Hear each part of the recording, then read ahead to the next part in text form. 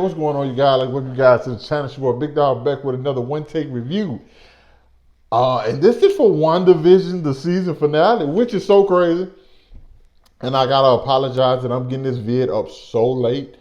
But in my defense, I was not able to watch literally anything last week other than like stuff that I already had like saved on my laptop. Or just like I just got like general film saved on my laptop from whenever like power might be out or anything like that. So that's the only thing I was able to watch. I was not able to watch WandaVision until Saturday night.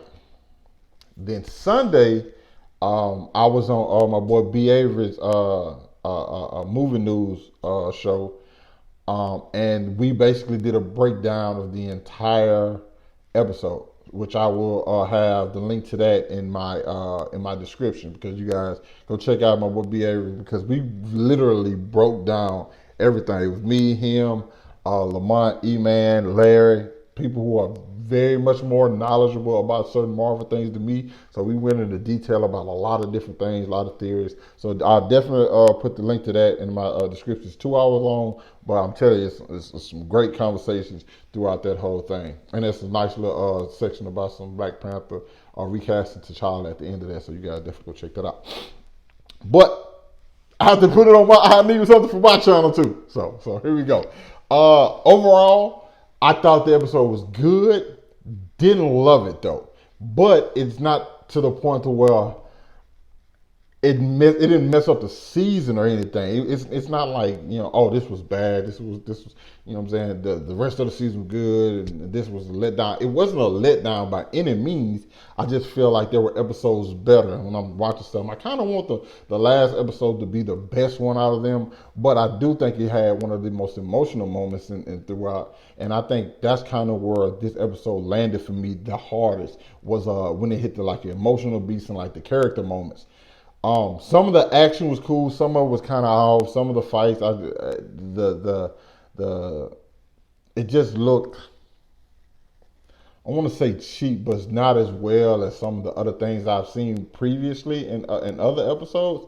So I was just kind of like, okay, this was okay. You know what I'm saying? This wasn't as top tier as some of the other things, and because the episode pretty much, it picks up where the last one was. Well, you have Agatha, who's pretty much trying to bait Wanda into attacking her because actually absorbs her magic abilities, and she's using the kids as protection. Then we have White Vision coming in. He's trying to, not only is he trying to kill Wanda, he's trying to kill Wandavision, because that's pretty much who he is, Wanda's version of Vision.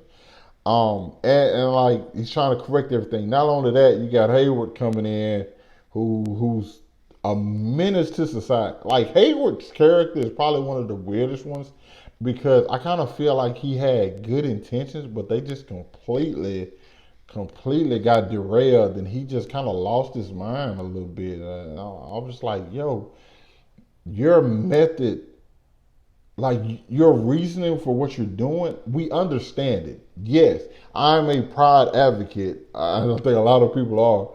I say lock Wanda up. Wanda deserves to be in prison. Okay, just I'm saying. I said this like I've said it on multiple times here.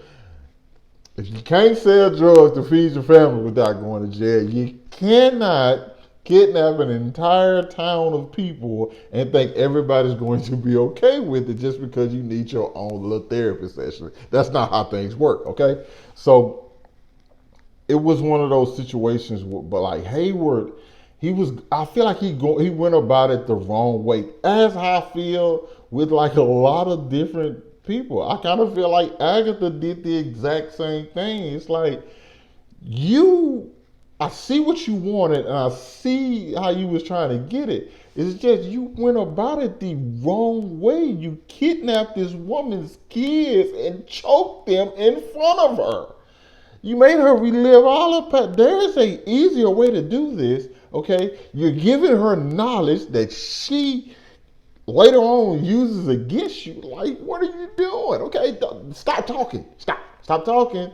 Like, but that's, as we saw, that's not Agatha's character at all. And granted, I don't think any of us wanted it to be because she was just that good. Okay, uh, she was just that good. Now, the whole Vision fight. I thought the Vision fight was entertaining, but like I said, like sometimes it looked cheap. The best part about that fight, though, is how that fight concludes.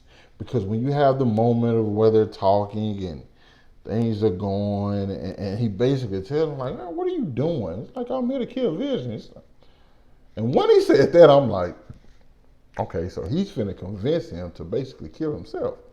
But it wasn't that. Like, they went into this whole philosophical thing because they're two androids, okay? So that's pretty much understandable. And this White Vision is the version of Vision I think Tony and Bruce figured they would get.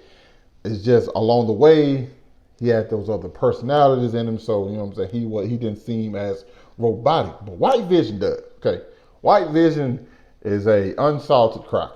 That's pretty much my best way to describe White Vision. He really felt like an unsalted cracker, and he had that full android feeling to him.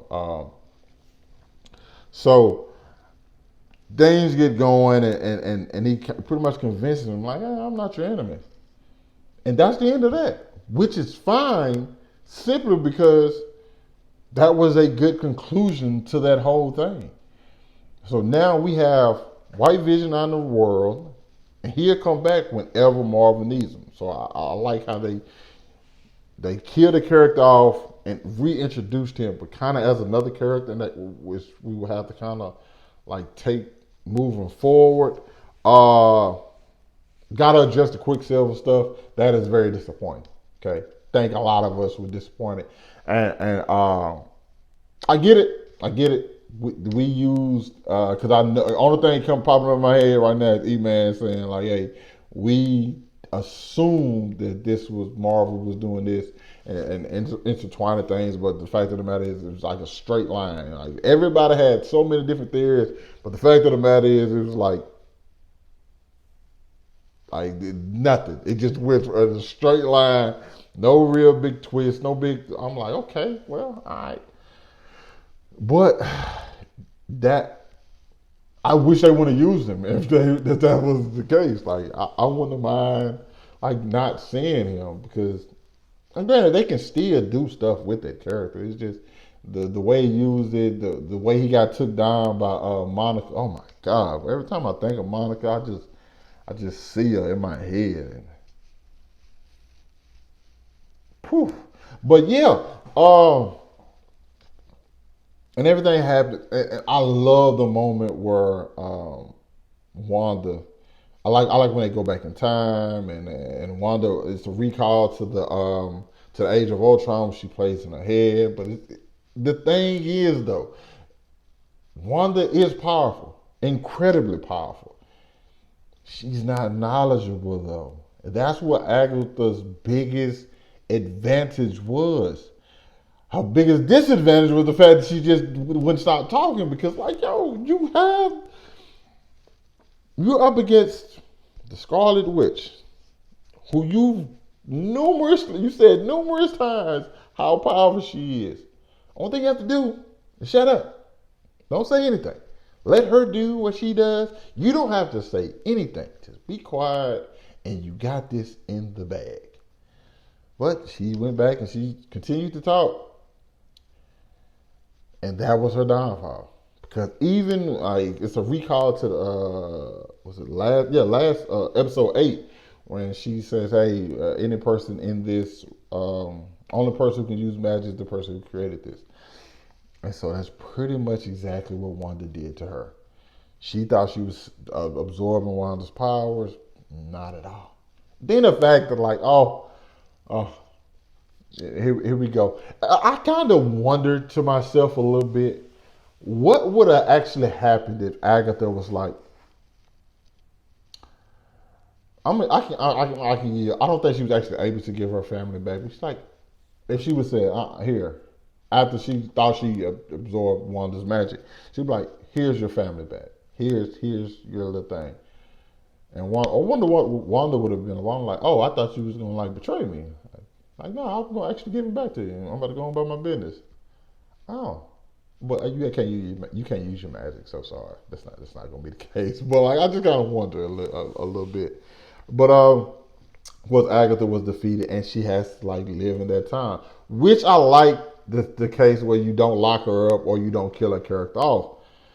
Now, granted, I'm pretty sure there's gonna be a lot of eyes on her, and they're gonna bug her house, and like they're not gonna really give her a chance to like breathe. But she's not gonna know though, that she's just that neighbor, that sweet neighbor,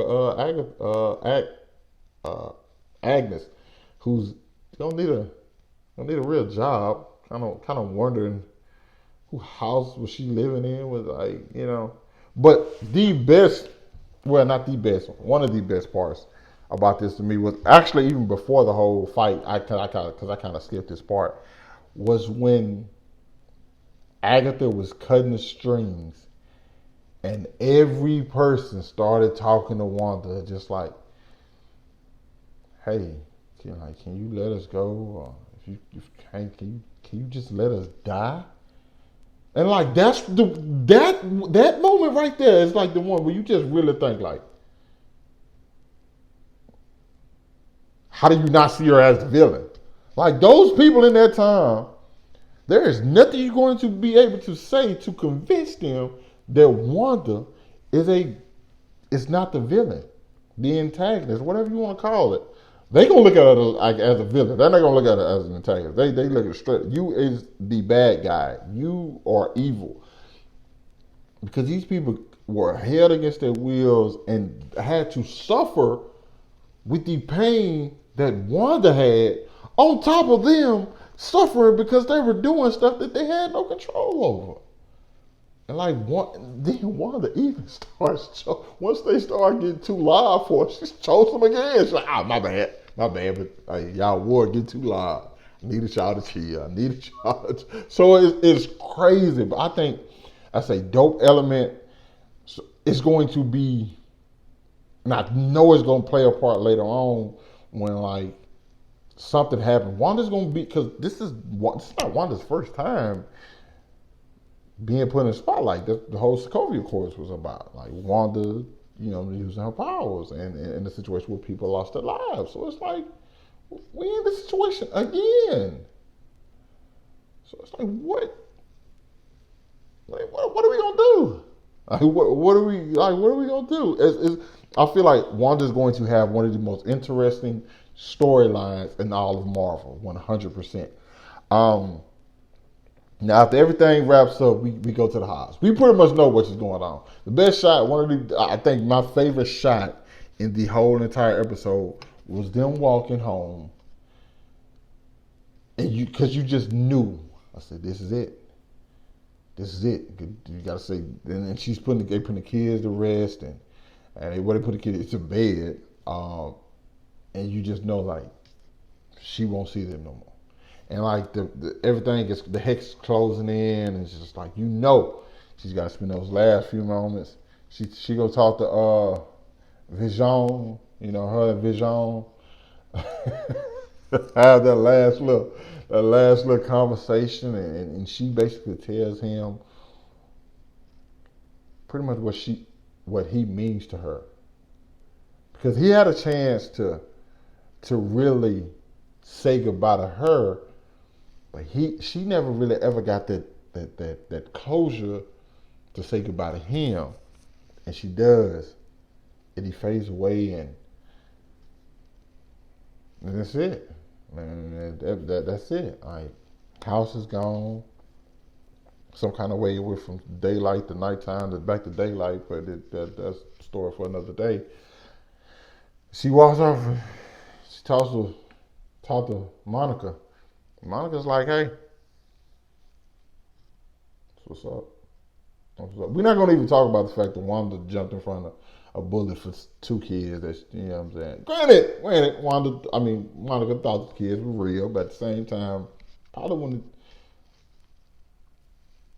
I don't know if I could have did that. I'm just saying. Because the kids were a little weird. Like I said, Hayward, once again, his character, I'm not going to say completely flipped, but it kind of went sideways quick. I'm like, dude, what are you what are you shooting kids for? What is even the purpose of, like, you have nothing against the kids.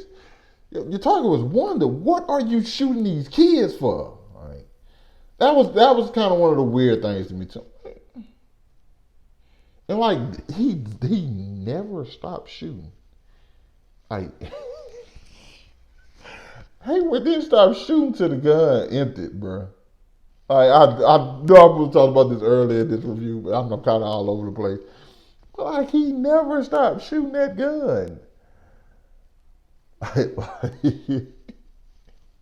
He started shooting. Y'all don't understand. He started shooting. Saw he was hitting Monica and kept shooting. Oh my God. But yeah. back to like the people looking at Wanda and they pretty much disgusted. Like that's kind of, I think they were scared and disgusted. Cause it's like, what can we do though? I wouldn't be surprised if somebody in that time or a group of people in that time are later seen hunt down Wanda or like learn or who dedicate their lives to like learning something. Because you have to think about this. I forgot how long they was in this hex, but no matter what, you know something probably happened to their family that's on the outside. Just for example, let's say somebody in that hex lost somebody who lived in, like, say, California, or somebody in California, like, hey, somebody was probably calling them, like, hey, you need to come here. Like, so-and-so's in the hospital, they don't got that much time left. They get out this hex now, they calling all their people, checking on them. It's like, yo, this happened, or that happened. Like, I didn't know what happened to you. Like you gonna really be mad, and that drives people to do certain things and change their, like, not even point of view, but just like their pathway on what they want to do in life. It's like now, like, some of those. Let's think about Zemo. That's how his whole story started. So I wouldn't be surprised if somebody else did something like that. Man, but yeah, Wanda ends up dipping. Uh, we had a post credit scene with a scroll talking to Monica about coming, to work in space, pretty much. I think the person they were talking about had to be Nick Fury. I'm hoping it was Nick Fury. You know what I'm saying? Monica Rambeau and Nick Fury. Oh, that's one hell of a combination. Just to even just go back and forth with each other, So I'm hoping we see that. And then at the end, Wanda's the book of, I can't think of the name. I'm so like, BA was gonna kill me for this, but like my memory is bad. He just sent me some Marvel stuff to learn more about Marvel. I haven't checked it out yet, but it was her. She was pretty much doing what Doctor Strange was doing in Doctor Strange, when like he astral project, and like one part can be doing one thing, the other one doing something else. And that's pretty much what was going on. But it seems as though her body can still move while she's astral projected. It seems like Wanda only has to see a technique done one time before she can learn. Because she's just Scarlet Witch, I guess. And then we hear her children screaming out to her, so we have to see exactly what's going on with that. I'm excited to see what she does in Doctor Strange and how they're going to connect the two. Because WandaVision does seem like it opened up the world, but at the same time, it was very much self-contained as well. So I'm going to see exactly what's going on with that. But overall, thought the show was really good. Started off kind of slow for me with those first 2 episodes. I think that was just because Wanda and Vision weren't like my choice characters of just characters I can just chill with. You know what I'm saying? But it quickly picked up and kind of snowballed into something great. And It was well worth the watch. Well worth the watch. And it became one of those things that you look forward to every week. And that's kind of what you want these shows to do.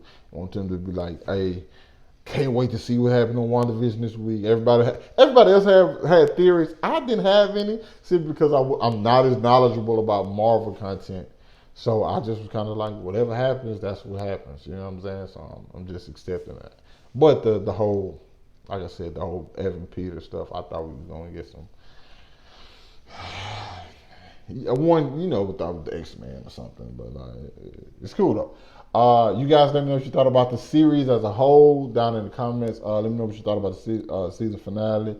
Hit that like button, subscribe to my channel. Thanks for watching the vid. Once again, I'm gonna link that breakdown of this the 2-hour breakdown of me and the boys in my description. So go check that out as well. Subscribe to B. Avery's. But yeah, thank you guys for watching. I'll catch up with you guys later. Peace.